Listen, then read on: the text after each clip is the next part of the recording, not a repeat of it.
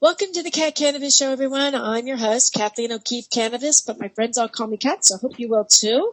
I am the co-author of Dreams That Can Save Your Life, Early Warning Signs of Cancer and Other Diseases, co-written with Dr. Larry Burke of Duke University Medical. It's based on his dream research. Our guest tonight is Connie Bramer, who is the author of How Connie Got Her Rack Back. And if you want to read a hysterical book that the humor and the laughter will get you through any crisis, make sure you go to Amazon and order this book. I mean, from the very moment I picked it up and read the first paragraph, I was laughing, and I never stopped. So welcome to the show, Connie. Thanks, Kat. How are you? I'm doing great. So, Connie, I just wanted to say, you said when I was doing all your research, I saw a quote of yours that said, let's face it, when a white coat touting doctor and her posse deliver a breast cancer diagnosis, your life has a way of turning upside down and even going sideways. And when you're a 39-year-old single working mother of two, the roller coaster ride that ensues will either lead you to a strait-jacket or a back brace. So, you used humor and your blog to help you self-discover your humor and how laughing out loud was a means of healing. So tell us how you were able to laugh through probably some of the scariest words in the world. You have cancer. Well, I think I'm always a type of person that finds humor in everything. I mean, it could be a sad situation. I'm going to find humor in it. And I had a choice. When I was diagnosed, I can either, crawl into a hole, which I know a lot of people want to do. Mm-hmm. And I joked about, hiding behind my furnace with a big bowl of chocolate chip ice cream, mint chocolate chip ice cream. But I realized that I needed to find humor in things to get me through. So every day I would write in my blog, and it was my way of communicating with my family and friends so that they didn't have to feel like they had to call me or send me letters all the time. I could just tell them how I'm doing live, and they would know how I was. And I just wrote comical things that happened, like going to the doctor's office, the comedy of that, and having chemo and the comedy of that, all the different things that kind of compiled my journey. I wanted it to be humorous. So that was basically the gist of my book, was that I wrote all these humorous stories, and that was really the platform for my book. Now, do you do this naturally, or do you naturally find the humor in crisis, or did you have to train yourself to do this while you were going through the crisis? No, I tend to find the humor of everything, and I have a blog, The Humor of It All, that I've been starting to write again, and my friends have been very happy that I've been writing, because one of the things that happened when I was well is I stopped blogging. And I kind of felt like I needed to put my cancer behind me, and I stopped blogging. And my friends had said to me, we are so happy that you're well, but we really miss your writing. So when I decided to sit down and write my book, because one of my friends, my friend Renee, said to me, you know what, I really think that people would benefit from you writing this into a book, making all of your blogs into a book to help somebody get through the journey of having cancer. So I sat down, my kids were, 9 and 10 at the time. And I said, listen, unless you're bleeding or dying, do not bother me while I'm writing. So I would lock myself in my bedroom for an hour, and I would just write. And as a writer, it just kind of flows out of you when you're in the thought frame, the frame of mind to write. Mm-hmm. Sometimes you can sit there and look at a blank page and not think of a thing to say, but then when you start writing, it just kind of like flows out of you. So I would write everything that was kind of going on behind the scenes of my blog. Because my blog shows the Pollyanna side of me, the comedy that I see. The people that see me say, oh, she's always so happy. She's never down. Well, that's what I wrote. But then when I really took a look at the book and I went back to all my blog posts, I wrote the behind the scenes feelings that I had when people saw me as a Pollyanna, but really I was, crying in my shower that like the last hair went down the drain. Nothing at all. So those kinds of things, I wrote the backstory. So when I wrote my book, the greatest gift I've gotten from it, I'm sorry, this is Milo. Oh, how cute. Hi, Milo. Because he couldn't sit still. But I have a lab on the ground that I'm trying to not have them, argue right now. When I wrote my book, it was such a release for me to just put it out into the world. But really, it was about me wanting to bury my cancer and kind of forget about it. But what I've learned is the power of anybody writing their story, because we all have a story to write. We do. And I don't think it takes any great gift to write. You just have to really sit down and think of what you want to say and put it out there. One of the things I tell a lot of cancer patients that my foundation helps, it's called Get Your Rack Back, and we help cancer patients in upstate New York with a lot of their financial obligations like groceries and gas cards and medical copay assistance. But what I tell each one of those patients when I write them a note is that, it's really important to journal, because the one thing that I learn and a lot of patients I speak to learn is it's amazing to look back on where you were even last week to see your growth as a person. My daughter's in college, and I said, you know what, Alyssa, you probably should write about all of your journey in college. And she's like, yeah, she's not going to write. But it's interesting to look back on where you have come from, especially when you're facing an illness. So I've learned a lot about myself with writing. Yeah. And you actually not only have your blog, but you now have a column on Biz Catalyst 360 magazine. What's the name of your column? I've read some of your stuff. It's fabulous.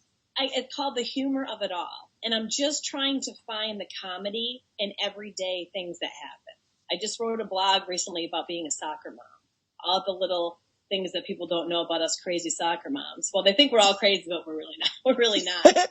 We're just wine drinking soccer moms. But I wrote about that. I've written about a lot of my dating stories, because that's something that I really truly want to compile, because something that a lot of people don't know, if you're single and you're going through breast cancer or any illness, there's a lot of self-consciousness that you have coming from that in dating. So I write about that, but most of my dating stories are just really comical stories of dating guys that are just, morons. But I try to put a comical spin on all of it. And that's a book I do want to write called Save the Crazy for After the Appetite. So that's something I am behind. I love it. Yeah, there's a lot of stuff I'm working on behind the scenes. But that's wonderful. It's such a release to write. Yeah, I know. Things. You can't sleep. You climb out of bed. You got your pajamas on. You go turn on a light, and you start, writing life. Life is so interesting. So do you happen to have your book there so you can hold it up so we can all see it? Because I love the way you've got that bra just kind of hanging there. How Connie got a rack back, and it's doing really well on Amazon. So you can order it on Amazon. You can order it through her website too. Connie, can you give us your website? Yes, my website is gyrb.org. It's real easy. You could write getyourrackback.org or just GYRB. We're trying to make it a little simple. So GYRB.org. And you can read about my story. There's a lot of videos on there. We've got events that are coming up that we've done a couple funny commercials with. So we've got some good stuff on there. And then my book is also available on there. And I sign it personally and send it out from my website. Oh, how nice. I love that. So, Connie, I heard that you had a dream you wanted to share with our audience tonight. I did. And we were talking about the importance of people, coming through from, I hate to say like the other side, but that's truly what it is. And my visitations. Yes. My mom passed away 23 years ago from breast cancer. And ironically, Kat, the anniversary of my foundation being a nonprofit is my mother's birthday. Oh my goodness. Did you plan that? Not at all. I submitted everything in January and it came back March 17th, which is just crazy. But my mom passed away, and a couple of years she passed away in 96 and I was pregnant in 2000 with my daughter. And I had been feeling guilty that day for not having done the last family portrait with my mother, my father, and my brother. I know my mother wanted that done. She was very, she wanted to have a family portrait, and we didn't do it. And I was like back in the stream in my old room, by my bed, and my bed was up against a wall, and there was very little space to stand. And I remember if I ever stood there to make my bed, I was really tight in there, and I was standing there, and I had that feeling of being tight between the wall and the bed. Oh my gosh. And I had my walls were like halfway up, brown paneling, and then yellow wallpaper, you know, the usual 70s. It was gross. But I'm standing on that side of the bed, and my mom is in my bed wearing completely with white. And I don't know if she had an IV in, but there was the feeling of illness. Mm-hmm. And my mother would always pat my hand and say, "It's okay, Dolly." She'd say that to me all the time. So I remember feeling like, what did my mother look like? Because as they go away and they're gone longer, like you forget, like, what is their eye color? My mother had very distinct green eyes, and none of us in our family have green, but my mother had green. And I remember sitting down, she was holding my hand, and with her other hand, she said, "It's okay, Dolly." And I just looked right into her green eyes, and I woke straight up, and I said to my husband at the time, I said, "She's going to have green eyes." We knew we were having a girl. And I woke up in the middle of the night. I go, "She's going to have green eyes." And when my daughter Alyssa was born, she had green eyes, and her green eyes stayed until she was 4, and they turned hazel. But it was such a crazy thing. And I felt my mom's presence a lot when I was sick with my cancer. Mm-hmm. And I did too. Whenever I smell the flower that reminds me of my mom is the stargazer lily. It's a really strong smell. Mm-hmm. And I would smell that a lot without a single flower in my home. And I would smell that a lot when I was going through my treatment. It was really kind of crazy. Like, someone had given me stargazer lilies, which I never really liked them, to be honest, because it reminded me of my mother's death. And they gave me a dozen of them. And, you know, I write about that in my book, how I made peace with the flowers. And a couple of weeks later on, I smelled them really strongly in my dining room, where my mother had a drop leaf table that I received after she passed. It was her prized possession. And I'd had the flowers on there. There was not a flower in there. I remember getting down on my knees and looking under the table to think, did a flower fall under here? Because I really smell flowers. But it was only by that table, Kat, that I smelled those flowers. So my dining room was pretty large. So when I walked in the other areas, I didn't smell it, but I would smell it by that table. Oh my goodness. So there's been a lot of that smell of flowers. So why the stargazer lily? Was that at her funeral? Was that in her perfume? It was at her funeral. And, you know, it took me a long time. It sounds silly, but it took me a long time to get over the smell of that flower. Anytime I had to go to a funeral, I would just cry because of that smell brought me back to my mother's death. It was just very raw. So it was, I don't know what it is. It's just that flower. It wasn't even a flower she liked. I mean, she loved tulips and roses, but it's that smell that I smell. And especially if I'm having a rough day, I know it's that smell. So I know she's around me. But there's a lot of that tapping in stuff. And the craziest thing, I'll tell you this last thing. I know you want to probably get off the air, but one thing that was crazy is when my daughter graduated from high school, I asked for flowers to be delivered to the restaurant that we were having dinner at. And I said, you know, can you just put pinks in it because she likes pink? So my old logo for Get Your Act Back was the stargazer lily with a hot pink Gerber daisy, because that's what I like. So it was like kind of they were staggered. We get to the restaurant. My daughter leans over like this around the flowers, and she goes, "Did you order them like that?" And I didn't say a word. All along the outside, stargazer lily, hot pink Gerber daisy, stargazer lily, hot pink Gerber daisy, all the way around those flowers. Your mom is active, very active. But getting back to that dream, what struck me immediately, if this were my dream and I had that, I would think about how I was between a wall and the place of passing over. You were between two spots in your dream, gazing down almost like between a rock and hard spot. Yeah, the wall's a hard spot, and your mom was a rock. If you think about it, your mom was your rock, especially when you were going through treatment. And so I think that using symbolism and things that would make sense to you, her on the bed, getting ready to transition in your bedroom, it was a message to you. hey, Dolly, what did she used to say? Hey, Dolly, everything's going to be fine. She'd say, it's okay, Dolly. It's okay, Dolly.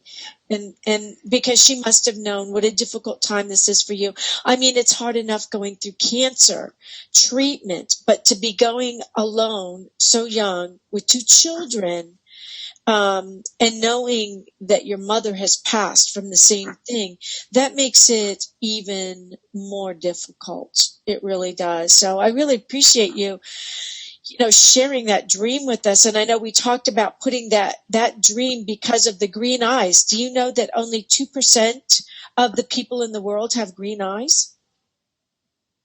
Yeah, I would imagine that. Yeah. And yeah, only 2%. They are very green. When she wears certain clothes, they're green, but they were green for crystal clear green, just like my mom, for 4 years until they darkened a little bit. So it was kind of crazy. God, what a great dream. So, if someone in the audience is really in despair, what advice would you give them to help them move beyond that despair into a place of hope? Well, because you've been there. I've been there. And I think one of the things that really got me through my whole cancer journey, when I was in those really dark places of despair, and they did come, is to write a gratitude journal. And every night before you go to bed, write down 3 things that you are grateful for. And I will tell you, on the worst day I had, my 1 was woke up, 2 didn't puke all day, and 3 had milk for my kids for cereal. I mean, it can be that simple, but you have to get your mind in a place of gratitude. Kind of like fake it till you make it, right? So you have to put your mind in a place of gratitude, and then your body and your real, your mind does follow that. Every day, write those 3 things that you're grateful for that day at the end of the day, and they can be silly, they can be really heartfelt, but it really helps put you in a positive frame of mind. And that's another great thing to look back on. Like when you've gone through a difficult time in your life, to whether it's divorce, illness, the death of someone, any difficult time you've had in your life, to look back on where you were with your gratitude, to see how far you've come with your gratitude. I mean, that's really incredible when you look back. It does, and it helps you. It can, if you're in such a deep funk, shifting your mind into a place of gratitude can help you then shift into humor. If you've got to get out of the funk first, and you can get into a really deep funk when you're going through treatment, or when you're in some form of crisis, divorce, death in the family, whatever it is. So sometimes the first step is to look around you and look for that silver lining, that gratitude, and then move into humor. I want to thank you so much for being with us tonight, sharing your dream and sharing your humor. Again, we look forward to more. For those of you watching on the Facebook page, you can go to BizCat360. And what was the name of your column again? The Humor of It All. The Humor of It All. And those articles are also on Women of Facebook Create, so you can go there to read them and share them and enjoy them also. And again, this is Connie Bramer, author and thriver of How Connie Got Her Rack Back. Thank you, Connie, for being with us tonight. Thank you so much. Good night, everybody.